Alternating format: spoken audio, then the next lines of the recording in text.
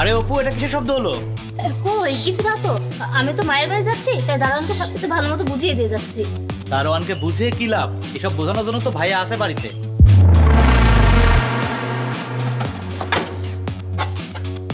আরে হ্যাঁ, হয়ে গিয়েছে, দাঁড়াও না। হ্যাঁ, তাড়াতাড়ি করো। কি গো, হলো তোমার? হায় আল্লাহ, অপু এটা কি করলো? তার মানে অপু প্রেগনেন্ট না? আমাদের সবাইকে বোকা বানাচ্ছে। দেখ ছোট লোকের বাচ্চা, তুই এখানে যা দেখেছিস সবকিছু ভুলে যা। যদি কাউকে কিছু বলার চেষ্টা করছিস না, তোর চাকরি কিন্তু আমি কেড়ে নিব। হ্যাঁ, সবার সামনে অপুর এই রহস্যকে ফাঁস করতে হবে। তার আগে ওদেরকে উপরে আনতে হবে। আরে তুহিন, তোরা আমাকে কিছু না বলেই অপুকে নিয়ে চলে যাচ্ছিস? আমি একটু উপরে ছিলাম। প্রেগনেন্টের পরে প্রথম এভাবে মায়ের বাসায় গেলে হয় নাকি? একটু মিষ্টি মুখ করে তারপরে তো বের হতে হয়। তা অবশ্য ঠিক বলেছো ভাইয়া। ঠিক যখন বলেছি তখন অপুকে নিয়ে উপরে আয়। আমি অপুকে আগে মিষ্টি মুখ করাবো, তারপরে তোরা অপুকে নিয়ে বের হবি। ঠিক আছে, চলো চলো অপু। হ্যাঁ চলো। ব্যাগটা সিকিউরিটি গার্ডের কাছে রেখে যাই। হ্যাঁ ঠিক আছে। এই দারোয়ান, ব্যাগটা ঠিকভাবে দেখে রাখিস। ঠিক আছে স্যার। আচ্ছা ভাইয়া, তাড়াতাড়ি মিষ্টি নিয়ে এসো। ভিতরে বস। ভাইয়া যাও, তাড়াতাড়ি মিষ্টি নিয়ে এসো। মিষ্টি আমি পরে খাওয়াচ্ছি, তার আগে আমি একটা কথা বলতে চাই। আমি না একটা সিক্রেট জানতে পেরেছি, তাই না অপু?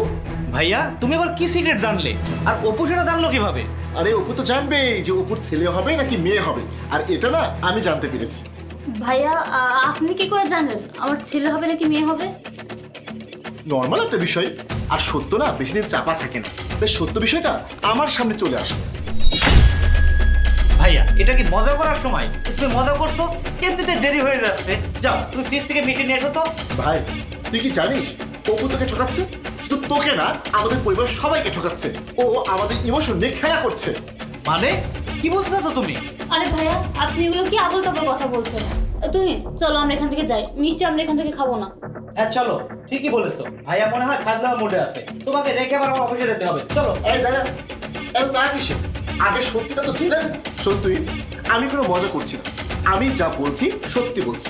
আর আমি কি সত্য কথা বলতে চাচ্ছি সেটা নিজের চোখেই দেখে নে। দেখেছিস এত তাড়াহুড়ো কেন করছিস ভাই? আগে আমি কি বলতে চাচ্ছি সেটা শুনে তো যা। এই যে এটা, অপুর পেটে কোনো বাচ্চা নেই, অপু প্রেগনেন্ট না। ওর পেটে না আছে ছেলে বাচ্চা, না আছে মেয়ে বাচ্চা। এতদিন ধরে আমাদেরকে শুধু শুধু বোকা বানিয়েছে। আমাদের পরিবারের ইমোশন নিয়ে ও গেম খেলেছে। এতদিন ধরে পেটে বেলুন লাগিয়ে আমাদের সামনে ও প্রেগনেন্ট হওয়ার নাটক করেছে। অপু কখনোই সত্যি সত্যি প্রেগনেন্ট ছিল না, আর এটা আমি আগে জানতাম না, আমি কিছুক্ষণ আগে জেনেছি। অপু, তুমি ভাবছো যে তুমি যে প্রেগনেন্ট, এতদিন ধরে আমরা এটাই জানতাম, আর আজকে জানলাম যে তুমি প্রেগনেন্ট না। সেটা কিভাবে জানলাম? তুমি যখন কিছুক্ষণ আগে তোমার বাবার বাড়ি যাওয়ার জন্য তাড়াহুড়ো করছিলে, তখন গেটে সিকিউরিটির হাত লেগে তোমার পেটের বেলুনটা ফেটে যায়। এই সব কিছু না আমি উপর থেকে দেখে নিয়েছি, যে তুমি তারপরে আবার একটা নতুন বেলুন ফুলিয়ে আবার তোমার পেটে বাঁধিয়ে নিলে। আর এইসব যেন আমি তুহিনের সামনে আনতে পারি, তাই তোমাদের দুজনকে আমি উপরে রেখেছি। অপু, কেন তুমি আমাদের ইমোশন নিয়ে খেলেছো? কি হলো বলো, জবাব দাও। উত্তর দিচ্ছ না কেন? কেন এই মিথ্যা কথা তুমি বলেছো? তুই অপুকে বল, কেন মিথ্যা কথা বলেছে? অপু, এইসব কি? তার মানে তুমি এতদিন ধরে আমাদেরকে এভাবে ঠকিয়েছো? কেন করেছো আমাদের সাথে এইসব? তুমি কেন করেছো বলো? কেন আমাদেরকে ঠকিয়েছো? শুধু আমাকে নয়, আমার পুরো পরিবারকে কেন ঠকিয়েছো? তুই অপুকে মারিস না প্লিজ, আমি অপুর সাথে কথা বলছি। কেন করেছো তুমি আমাদের সাথে এইসব? কেন বলো বলো। তুই তুই আগে শান্ত হ, আমি অপুর সাথে কথা বলছি। তুই ভিতরে যা। অপু, তুমি আমাদের সাথে এমনটা কেন করেছো? আমরা তোমাকে নিয়ে কতটা আশা করেছিলাম, তুমি আমাদের সবার আশায় পানি ঢেলে দিলে। তুমি শুধু শুধু মিথ্যে প্রেগনেন্টের নাটক কেন করলে? একটু বলো তো ভাই। আসলে ভাইয়া, সামনে তো আমার এক্সাম ছিল, এজন্য আমি চাচ্ছিলাম না যে এখন প্রেগনেন্ট হতে, কিন্তু তুহিন বারবার বাচ্চা নিতে চাচ্ছিল। আপনি বলুন ভাইয়া, আমি যদি এখন প্রেগনেন্ট হই, আমি পরীক্ষাটা দিব কিভাবে? এর জন্যই আমি এই নাটকগুলো করতে বাধ্য হয়েছি। আরে অপু, তুমি তোমার সমস্যাটা সবাইকে বলতে একবার, আমরা সবাই মিলে তোমার সমাধান করার চেষ্টা করতাম। দেখো তো, আমরা তোমার উপরে কতটা আশা করেছিলাম, আর আমাদের চেয়েও বেশি আশা ছিল তুহিনের। তুহিন তোমাকে আর তোমার সন্তানকে কতটা ভালোবাসতো, আর তুহিন সত্যি তোমাকে অনেক বেশি ভালোবাসে। তুহিন আজ পর্যন্ত তোমার গায়ে কখনো হাত তোলেনি, কিন্তু আজ তোমার এই মিথ্যা নাটকের জন্য তুহিন তোমার গায়ে হাত তুলেছে। আই এম রিয়েলি সরি ভাইয়া, আমি আসলে বুঝতে পারিনি যে বিষয়টা এত দূর এগিয়ে যাবে। অপু টেনশন করো না, আমি সবাইকে বুঝিয়ে বলবো, সবাই তোমাকে ক্ষমা করে দেবে, সবকিছু আগের মতো ঠিক হয়ে যাবে। তুমি শুধু আমাকে প্রমিস করো, তুমি আর কখনো মিথ্যা কথা বলবে না। হ্যাঁ হ্যাঁ, আমি আপনাকে কথা দিচ্ছি, আমি আর কখনো মিথ্যা কথা বলবো না ভাইয়া।